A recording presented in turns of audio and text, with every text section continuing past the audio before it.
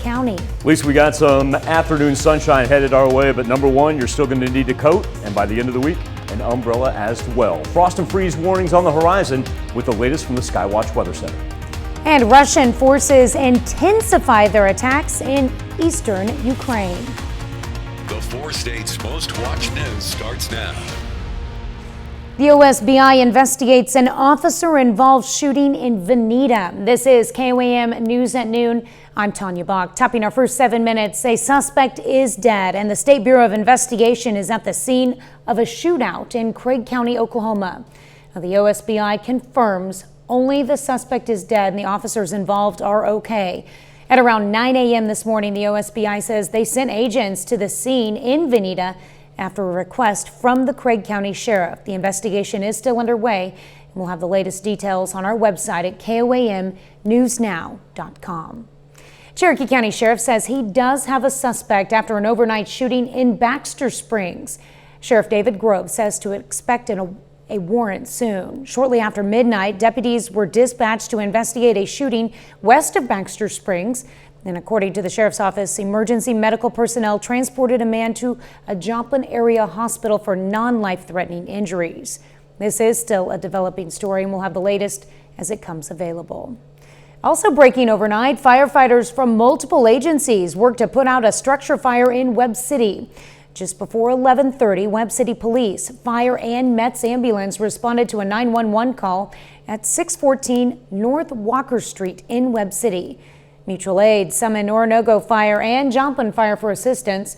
Authorities say the resident was not home at the time of the fire. Firefighters brought the blaze under control shortly after midnight. And then the Missouri State Fire Marshal was called in to assist with the investigation. Well, a little bit of a chilly start to the work week. Oh, just wait till tomorrow.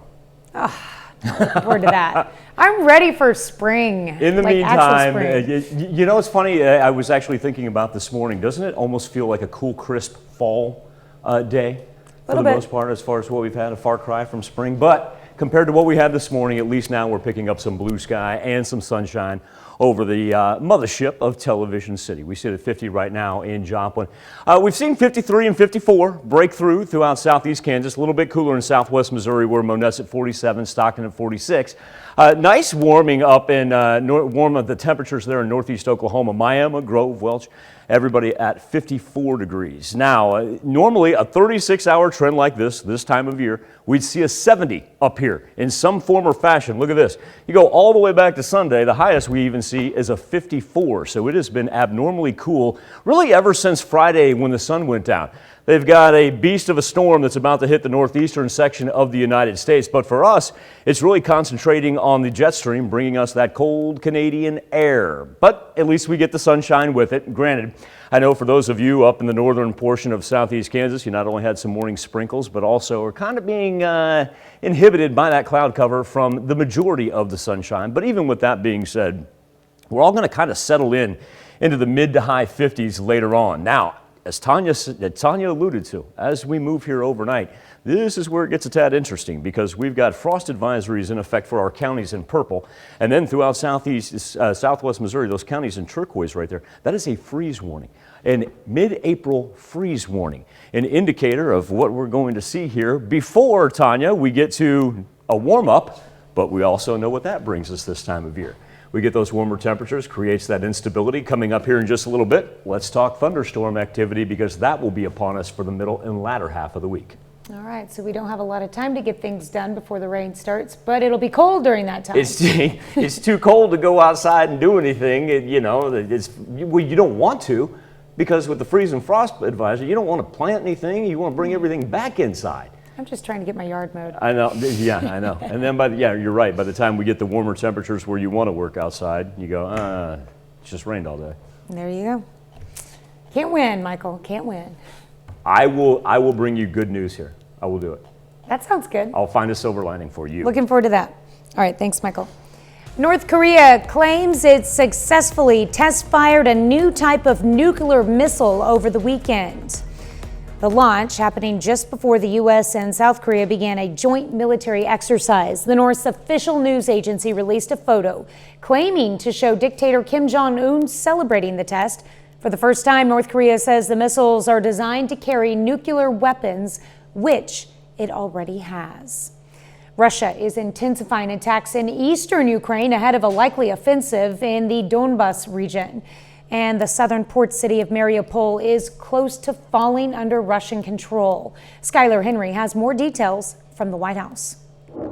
Explosions could be heard coming from this steel plant in Mariupol, where Ukrainian forces are making their last stand in the war-torn city. I'm afraid this is going to be a very gruesome and sad end to an heroic fight by those Ukrainian soldiers. But it's going to end, I think, probably sooner rather than later. Russia has destroyed most of Mariupol in its efforts to deliver a victory ahead of a possible self-imposed deadline. The pressure on the general staff to deliver Mariupol finally ahead of 9 May is immense. 9 May, of course, is this annual celebration in Russia of the end of World War II, or what they call the Great Patriotic War. Russia launched more than 300 missile strikes focused mostly on eastern Ukraine, ahead of a new ground offensive in the region which could be launched any day now. One of those missiles struck a residential area, killing 2 people in Kharkiv, and missile strikes in the far western city of Lviv killed at least 7. This weekend, Ukrainian President Volodymyr Zelensky said he has invited President Biden to visit the country and predicted he'll come. However, the White House has said President Biden will not visit Ukraine, and Russia's ability to launch missiles anywhere in the country makes it even more unlikely. Skylar Henry, CBS News, the White House. Zelensky also announced today that he has invited French President Emmanuel Macron to see evidence of what he calls genocide. That's a term that President Biden has used to describe Russia's actions, but Macron has avoided. That's a look at today's top stories and weather in our first 7 minutes. Up next on KOAM News at noon, we take you inside a Spanish museum that's asking patrons to literally stop and smell the roses. And later, we're making a BLT egg salad in the Mr. Food Test Kitchen. Visiting an art museum usually means taking in the masterpiece with your eyes, but a new exhibit in Spain asks visitors to follow their noses. CBS's Tina Kraus has the story. Art lovers are taking time to stop and smell the roses, not on the street, but inside a gallery in Spain. The painting has about between 80 and 90 objects that produce odor of some kind, mainly flowers. Visitors are using their noses to breathe new life into centuries-old artwork, like this piece, aptly named The Sense of Smell. Digital screens with diffusers are dotted around the exhibition. They can press the screen and the smell comes out and they can smell it. Curators say because smell can trigger more memories than sight, it's a powerful way to experience art. Carlos Rodriguez thinks it's fantastic. He says the smells are really authentic. Some perhaps a bit too realistic. Alan Llanos says smelling the animal was not the best, but I really liked the scent of the jasmine. It's nice and it's good, but the painting is still the most important thing to see. The museum in Madrid is the latest in Europe to fill the air with fragrance, to give visitors a whole new sense of art. Tina Kraus, CBS News. Historians identified dozens of objects in paintings and worked with a perfume house to get the fragrances just right. Nice touch. Still to come on the KOAM News at noon, Mr. Food. In just 5 minutes, we can turn these into an exceptionally tasty dish. And it's coming up next. But first, Michael Hayslip returns with your complete forecast. Really turning out to be a gorgeous, gorgeous Monday afternoon. Put those sunglasses on, but I tell you what, take a jacket when you leave as well, because there's a distinctive chill for the rest of the day. 50 degrees is where we stand right now over 7th and Rangeline with a north wind gusting up to 18 miles per hour. Nice thing is we've been able to lose that wind chill that we had earlier this morning. Pre-sunrise, wind chill's 28, 29 degrees. It's even going to be colder, by the way, for tomorrow. Big discrepancy, though, when we push from north to south. Still 47 there in Nevada. Compare that to 54 in Miami and in Grove. Warmer out to the west as well, and that's because the jet stream's starting to push just a little bit to our east. But while we're talking about our temperatures, we should be up around 70. That's what we should be seeing just about each and every day. And while our April high temperature, our average high hasn't been too bad, 66.4 degrees. You know, we had that nice string even a couple days above it, but really go back to starting on Saturday. That's 10 degrees below normal. There's 19 below. There's 20 below is where we sit right now. And even if we top out at 57, 58 degrees, you know, that's still 12, 13 degrees below normal. Just about done with our rain. Everything tried to move in from the northwest through southeast Kansas, but we were able to kind of break it up. We did see a little bit penetrate over the Kansas-Missouri state line, but really not even enough to show up on the accumulation map. So less than 1/10 of an inch is what that equates to. Wind tracker, not too bad. We'll go about 10 to 15 miles per hour. We avoid any wind advisories for today. And this gives you an idea about the jet stream as well, how it's just really sweeping that off, because we talked about the cooler temperatures out here on the eastern portion of southwest Missouri. And once again, that's because that top part of the jet stream pushes everything toward the Mississippi. But look how far this cold front has penetrated. My goodness, all the way down to the Gulf Coast where they're having abnormally cool temperatures, 62 degrees in the middle of April in DFW. That's chilly for them. We'll get to what's happening here on the East Coast here in a second. But let's talk about our high pressure system that will result in sunshine for the rest of the day. Once again, the brighter the blue, the higher the pressure. And we've got a nice line that really stretches from the Red River up to the Canadian border. But what we'll see as we progress from Monday night into Tuesday afternoon, it's a slow mover, but everything is going to move this way. And as it does, it's going to be replaced with, number one, some warmer temperatures, but number two, the instability that'll bring us rain. But the key factor is, since this thing's going to be a slow mover right here, it's going to be hovering right over us just in time for tomorrow morning, which is going to result in not only patchy frost, but also possibly some freezing. Now, as we talk about high pressure throughout the Midwest, over here in the Mid-Atlantic, there is your mess. Now, the severe thunderstorm risk very low for today. It's really going to be flooding, and also too, through portions of the Great Lakes, they've already picked up 2 inches of mid-April snow. Now, no way is that, you know, even close to the blizzard-like conditions that they had last week in the upper plains. But at the same point in time, we've got massive airport delays and O'Hare, and eventually those are going to stretch into portions of New York and Washington, D.C. as well, easily by tomorrow, if not later tonight. Back here in the 4-state sunny skies, we'll hover around 57, 58 degrees. So let's talk about what we've got overnight. When the kiddos and you get ready for work tomorrow, it's going to be a multi-layer affair, because the frost advisories are indicated there in the darker purple. And then as we transition into the turquoise, freeze warning. Oh, okay. So I think the key factor for that is, number one, the multi-layers, especially for the kids. Make sure they got a hat on. And also, too, vegetation that maybe you put outside, because we were talking about last week when we saw those 70s and 80s. That's a far cry from where we're going to be overnight. So either please bag them up, or if you can, bring them inside. Now, after we get done with the freeze and frost warnings, here we go. We pick up some spotty rain Tuesday afternoon.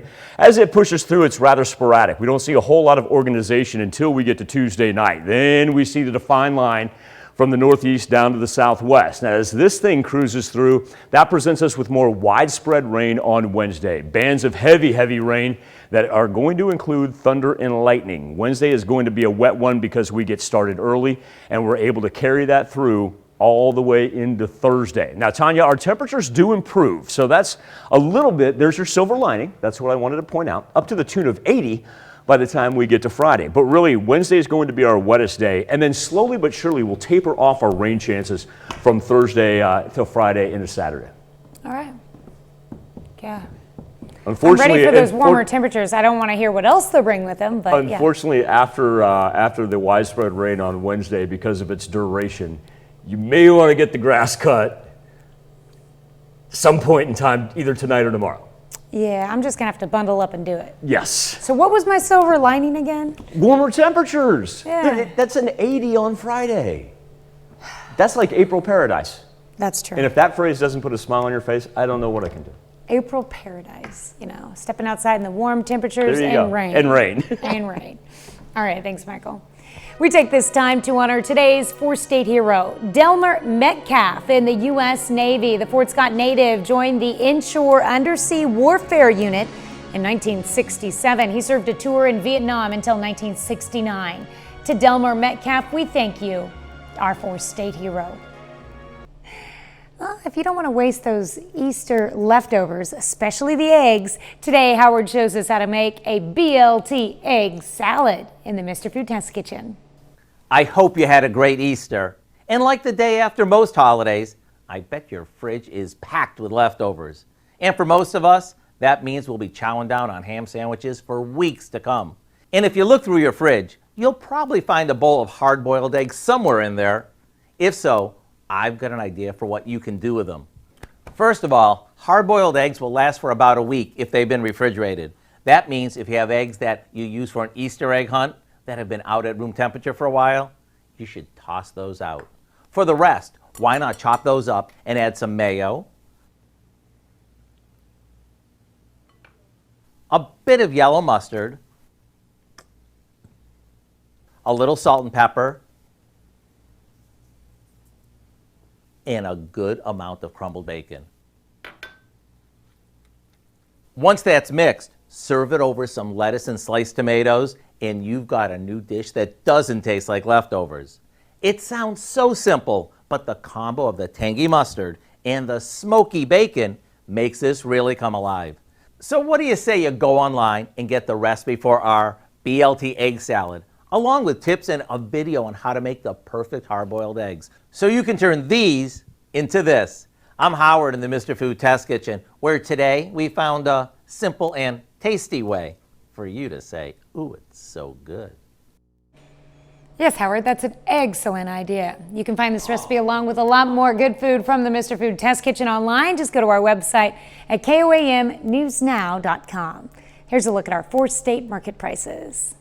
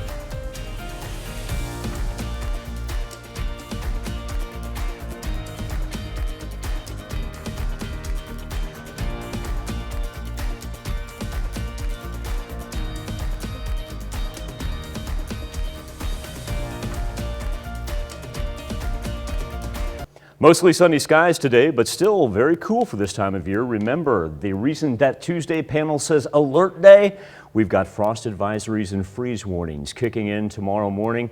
And then after those expire, well, then we begin an afternoon of rain that takes us into thunderstorms on Wednesday. That's always something. Yeah, another warning for those who have their plants out tonight. Yeah, that's true. They're still okay. 80 on Friday.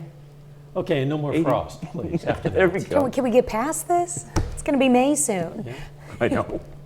What do we have coming up tonight at 5? Well, at 5, climate change. Yeah, it's messing with Mother Nature and Health Watch. We're going to look at how rising temperatures might be threatening our health. Plus, as inflation continues to impact prices for things you buy, it's also having an impact on construction costs. We're going to hear how those increases are impacting local construction. And we'll have the latest on the officer-involved shooting in Craig County, Oklahoma. Hope you'll join us for those stories, a lot more, of course. It's coming up today on KOAM News at 5. All right, thank you, Dal. Thanks for joining us for KOAM News at noon. We'll see you right back here at 5 o'clock.